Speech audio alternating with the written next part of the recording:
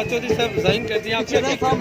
देखिए, टीम बनाना वज़ीर-ए-आज़म साहब का इख्तियार है। वज़ीर-ए-आज़म साहब समझेंगे, रखेंगे, जिसको बेहतर समझेंगे नहीं रखेंगे। डिज़ाइन अभी तक कुछ इशूज़ के ऊपर MD PTV के इशू को लेकर के मेरी रिजर्वेशन है, लेकिन अभी डिज़ाइन नहीं है। प्राइम मिनिस्टर साहब से मेरा कोई इस तरह का कोई फॉर्मल ताल्लुक नहीं है। वो फ़ोन उठा के कहेंगे कि नहीं करना नहीं करेंगे, उनसे और जो है वो कोई ऐसा ज़्यादा पॉलिटिकल ताल्लुक प्राइम मिनिस्टर। अच्छा, सोल्यूशन क्या आप समझते हैं, आपके पास सोल्यूशन क्या है इस मामले का?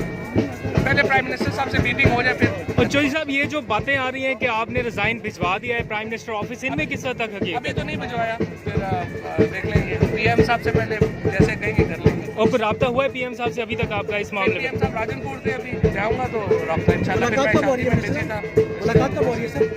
कल करूँगा PM साहब। कोई राब्ता हुआ प्राइम मिनिस्टर साहब से वैसे? नहीं, वैसे मेरा कल से रब्ता, कल मतलब ज़ाहिर है कल का रब्ता नहीं हुआ।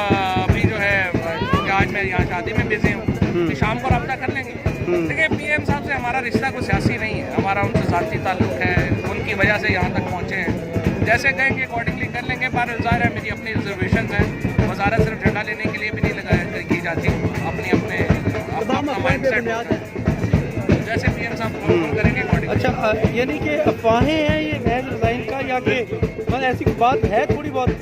मैं ये आपसे कहा कि इख्तलाफात ये जो है मेरे MD PTV को लेके, PTV की मैनेजमेंट को लेके मेरे कुछ इशूज़ हैं, लेकिन जिस तरह से मैंने कहा कि प्राइम मिनिस्टर साहब से तो कोई इख्तलाफ नहीं था, लेकिन प्राइम मिनिस्टर साहब के फैसले हैं, जो जिस तरह वो कहेंगे उस तरह करेंगे।